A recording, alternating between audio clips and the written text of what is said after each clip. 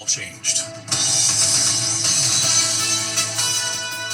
ABC News World Headquarters in New York, this is World News Tonight with David Muir.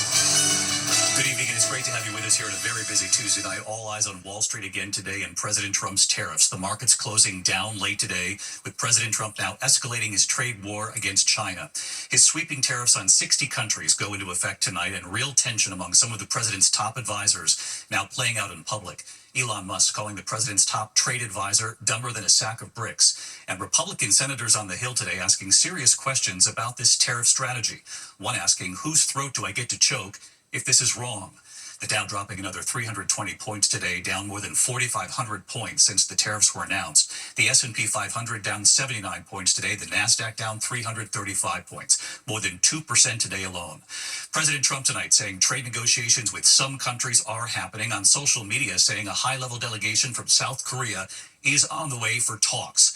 And the White House says Japan is negotiating with the president's Treasury Secretary. Tonight, China refusing to bow. President Trump hit China with their 34% tariffs, so China hit back with 34% retaliatory tariffs. President Trump telling China to drop that retaliation, if not hitting them with another major tariff at midnight tonight. This would be a 104% tariff on all goods coming into the U.S. from China starting tonight. So we're with home builders in the U.S. tonight and what they say this will do to the cost of building a home or buying one here in the U.S. ABC senior political correspondent Rachel Scott leading us off from the White House. Tonight, with the financial markets all closing down, President Trump forging ahead with his massive tariffs, ratcheting up his trade war with one of America's largest trading partners, China. A steep 104% tariff on all Chinese products imported to the U.S. set to go into effect at midnight. China accusing the U.S. of bullying after President Trump last week imposed an additional 34% tariff on Chinese goods. China then retaliating with a 34% tariff on all American products. The president then raising the stakes, warning if China didn't back down by noon today, he would increase the tax on everything that comes into this country from China to 104%. But China refused, saying it would not give in to blackmail. Wall Street reeling, the Dow dropping another 320 points today. It has lost 4,579 points since President Trump announced his massive tariffs last week, down 10% in 4 days. On Capitol Hill, Republican senators who rarely break from Trump now feeling the pressure from companies and constituents back home. This is creating some anxiety, this current tariff posture among some of my constituents. I'm hoping and I hope you and the president are very sensitive about companies potentially going bankrupt by these actions. Whose throat do I get to choke if this proves to be wrong? Tonight, the president saying trade negotiations with some countries are happening. China wasn't one of them. Right now, Japan is flying here to make a deal. South Korea is flying here to make a deal. And within the White House, the tariffs exposing deep divisions among some of the president's closest aides. Elon Musk attacking trade advisor Peter Navarro as a moron who's dumber than a sack of bricks, speaking out in support of free trade with Europe. Both Europe and the United States should move, ideally, in my view, to a zero tariff situation, effectively creating a free trade zone between Europe and North America. Navarro swiping back at Musk, saying his Tesla cars are built with foreign parts. Elon's a car manufacturer, but he's not a car manufacturer. He's a car assembler. The White House trying to downplay it all. Look, these are obviously two individuals who have very different views on trade and on tariffs. Boys will be boys. But as the White House brushes this off as boys being boys, millions of American families and businesses are already grappling with the real-world effects of the president's trade policies. In Potomac, Maryland, contractor Scott Sailing hopes Washington understands the new tariffs will make it more expensive to build homes and to buy them, showing me that in this American economy, he relies on imported products, from the flooring to the HVAC units. No, China. All right, what about the railing here?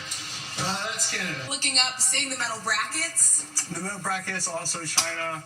Nearly everything that it requires to build this home is made somewhere else. Yeah, absolutely. He says his costs are already rising because of the president's tariffs, and that means the cost of the price of the homes he builds will go up too. We've got anywhere from a 5 to 20% increase on our roofing materials, lumber materials, and metal. And So it's already here. Those tariffs, you'll just pass off to your consumers, your customers? I've got no choice but to. The president insists that these tariffs will bring manufacturing jobs back to the United States, but that could take years. And that contractor we spoke to says the reality is that these tariffs will make building and buying homes more expensive. And David, in just a few hours, the president's new round of tariffs on roughly 60 countries, including that 104% tariff on Chinese imports, is expected to go into effect. China calling it blackmail. Tonight, there is just no sense when or how this tariff war is going to end, David. Rachel Scott leading us off from the White House tonight. Rachel, thank you. We're going to turn now to the horrific roof collapse, killing at least 58 people, including a former Major League pitcher for the Yankees and the Mets. This happened at a popular nightclub in the Dominican Republic. Hundreds were at the Jet Set nightclub. It suddenly goes dark when that roof comes down. Tonight, the building is in ruin after a desperate scramble to free people who were trapped. Dozens are dead, more than 160 injured, and a warning here tonight. The images are disturbing. Here's Victor Akendo. Tonight, authorities in the Dominican Republic investigating this devastating roof collapse at a popular nightclub that left at least 58 people dead and more than 160 wounded. Video circulating online showing what appears to be the moments before the roof came crashing down around 12:30 a.m. This man pointing at the roof saying something fell. That singer performing on stage also looking up. Within seconds, the collapse and screams as the video goes dark. In another video, this group rushing away from the dance floor moments before the tragic accident.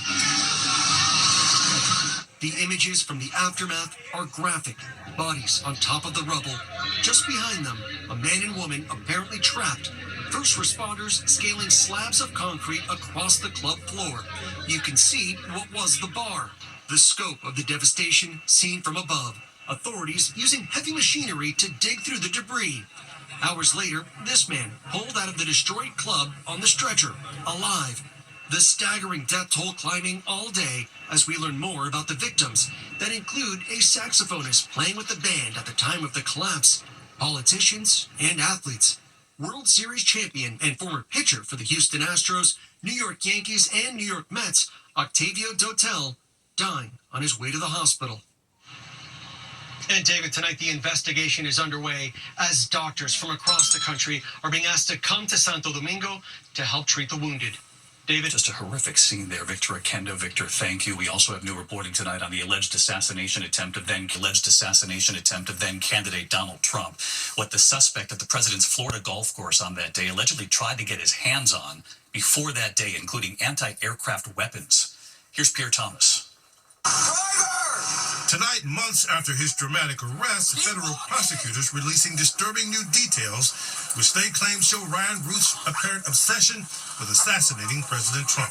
Before he allegedly stalked Trump on his Florida golf course, prosecutors say Ruth, a fierce supporter of Ukraine who had visited the war-torn country multiple times, reached out to an associate there. His request, send me an RPG, rocket-propelled grenade, or Stinger surface-to-air missile. Prosecutors claim Ruth desperately wanted to blow up then-candidate Trump's plane, writing, I need equipment so that Trump cannot get elected. Take a look at what happened. The second assassination attempt coming just 2 months after Trump was nearly killed in Pennsylvania. Authorities in Florida say Ruth waited for 12 hours in a sniper's nest just off Trump's golf course. A Secret Service agent positioned one hole ahead of the president, spotting the barrel of an assault rifle in the bushes, engaging the suspect before he could take a shot at Trump. And now the FBI says Ruth could have had an even more powerful weapon after he first tried to buy a .50 caliber rifle, capable of piercing body armor and slicing through car doors. Ruth has pleaded not guilty, but the FBI says they have footage of him conducting surveillance and placing him at the scene just before the alleged attempt.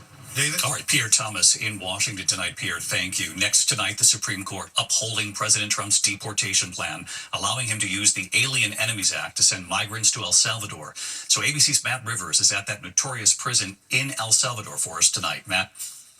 Well, David, this Supreme Court decision means that the Trump administration will be able to continue to send alleged gang members here. This is Sekot, one of the most notorious prisons in the entire world. Inside these walls behind me, nearly 40,000 prisoners, including hundreds of Venezuelans deported from the U.S. by the Trump administration. The conditions inside are brutal. Lights kept on 24 hours a day, 80 prisoners to a cell with only 2 toilets, and no visitors allowed, nor calls to the outside world. The government of El Salvador and the Trump administration say this is what the inmates inside deserve, while critics say that due process has been completely ignored. And David, the Supreme Court in their decision said all migrants must be given advance notice and the ability to challenge their deportations before they can be removed. David? Matt Rivers in El Salvador tonight. Matt, thank you. Back here in the U.S., the disturbing video, the family outraged after their autistic son is shot by police. Tonight, their son is now fighting for his life, and what authorities are now saying about this, we warn you, it is disturbing. Here's Trevor Ault. Tonight, outrage after multiple Idaho police officers opened fire on a teenage boy with autism. Officials in Pocatello say a neighbor called 911 Saturday evening reporting what they described as a man who seemed drunk threatening 2 people with a knife.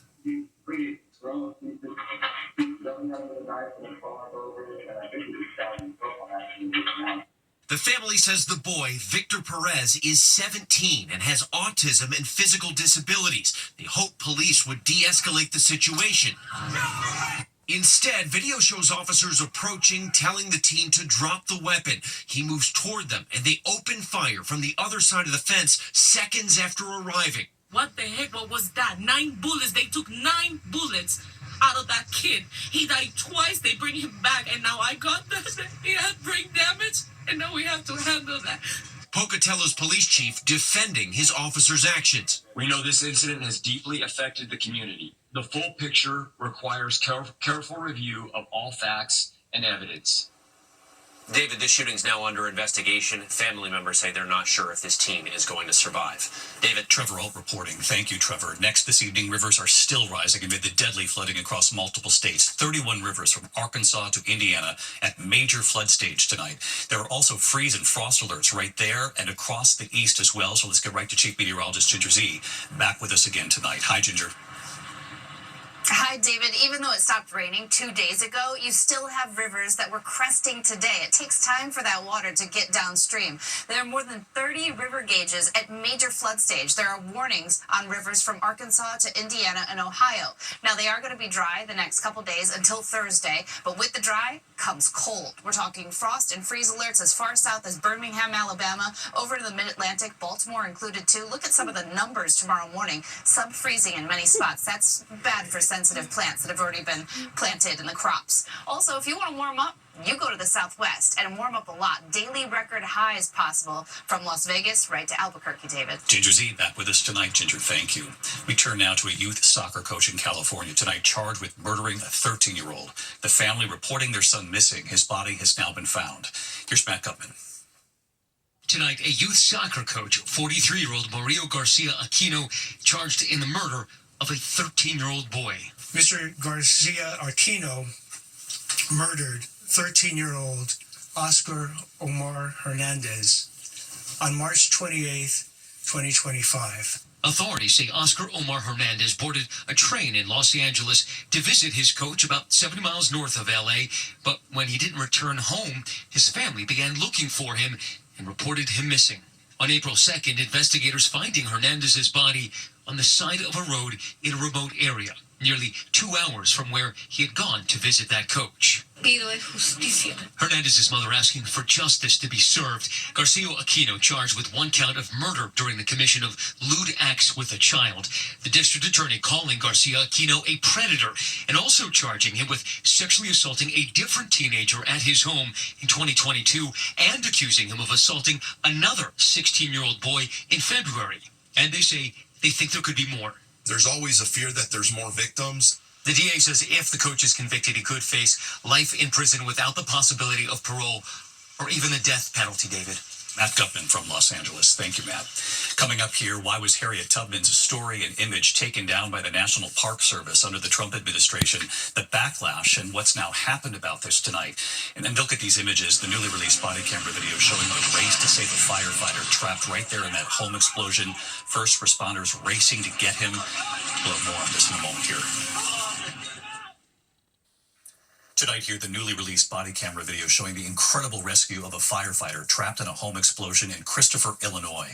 You can see the video here. It shows the house on fire. One of the firefighters was on the front porch when that home suddenly exploded. First responders and bystanders racing toward the home, the group actually lifting the debris and pulling that firefighter to safety. He's been treated for minor injuries. Just incredible. When we come back here tonight, they did not know she was pregnant. Tonight, the 6-foot, 128-pound baby. And you'll see her in a moment. To the index, the Trump administration and the National Park Service facing backlash after taking down Harriet Tubman's image and her story from the webpage. Her picture was removed along with references to slavery. Tonight has been restored along with the history of the Underground Railroad. They said the edits to the National Park website were made without permission. A big surprise tonight at the Maryland Zoo. A new baby giraffe. Zoo officials didn't know the mother giraffe was pregnant. She gave birth to a 6-foot, 128-pound girl. Both are doing great. When we come back tonight, the terrified rescue dog, the family determined to earn his trust. And you'll see the moment it all changed. Finally tonight, refusing to give up on their rescue dog. Tonight in Melbourne, Kentucky, northeast of Louisville. Hi, honey. The all-volunteer nonprofit Cleo's Legacy rescuing Mowgli, a pit bull who they believe was living for months on the streets. Taking him inside, lifting up his crate door, but the dog was too nervous, too scared to step out. Are you okay? It's okay, buddy. The nonprofit's director, Alex Siska, carefully, patiently working with him, gaining his trust, documenting his progress, setting his bowl just outside the crate, the dog letting Alex feed him out of her hand while he's still inside. The head scratches. And every day they would do this for 11 days, and then the moment. Watch as Mowgli steps out of his crate on his own, one paw at a time.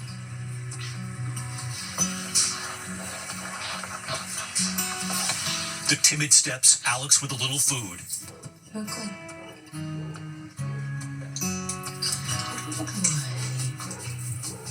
The incredible progress. And right here tonight, Hi, David. Mowgli, right there with his proud foster mom, Alex, and her message.